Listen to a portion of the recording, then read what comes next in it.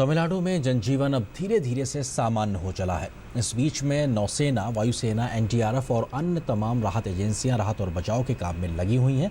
बंद हुई रेल सेवाओं को चालू करने के अलावा कई विशेष रेलगाड़ियां भी चलाई जा रही हैं, पर चेन्नई से विमान सेवाओं की बहाली में अभी 2 दिन का और ज़्यादा वक्त लग सकता है। इस बीच प्रधानमंत्री नरेंद्र मोदी ने तमिलनाडु में आई भारी वर्षा के कारण आई बाढ़ में मारे गए प्रत्येक व्यक्ति के परिजनों को प्रधानमंत्री राष्ट्रीय राहत कोष से 2 लाख रुपए की अनुग्रह राशि देने की घोषणा की है और गंभीर रूप से घायल प्रत्येक व्यक्ति के लिए 50,000 रुपए की अनुग्रह राशि देने की घोषणा की है। ये राशि प्रधानमंत्री राष्ट्रीय राहत कोष से प्रदान की जाएगी।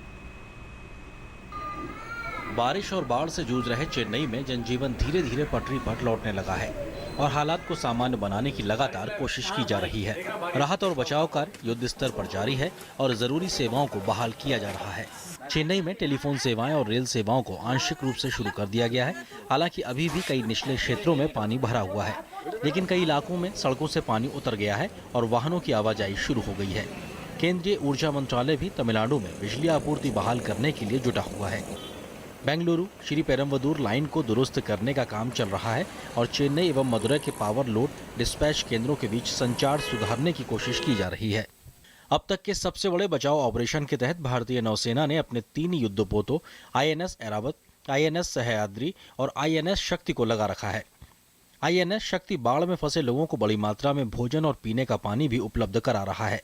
राहत और बचाव काम में नौसैनिक दल सहित लगभग 5,000 सशस्त्र सेना के जवान जुटे हुए हैं। INS Shakti and INS Sayadri have followed and they reached on the 4th of December. All the 3 ships have been loaded with disaster relief material. They carry with them generators, 7.5 kVA. They carry diving teams, medical supplies, water. The ship Shakti is carrying 700 tons of water.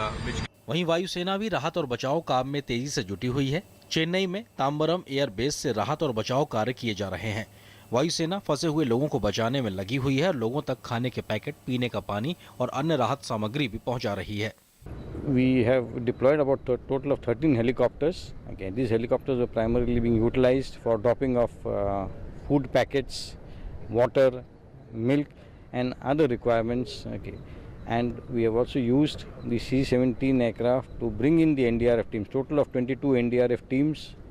NDRF के महानिदेशक OP Singh ने बताया है कि राज्य में इस वक्त एनडीआरएफ की 50 टीमें राहत और बचाव के काम में लगी हुई हैं। It's a huge deployment consisting of more than 1,500 people. We have 21 officers and with nearly 200 boats, inflatable rubberized boats, which are deployed in all parts of the state. And they have been rescuing people day in and day out. So far, we have rescued more than 16,000 people in different parts of the state.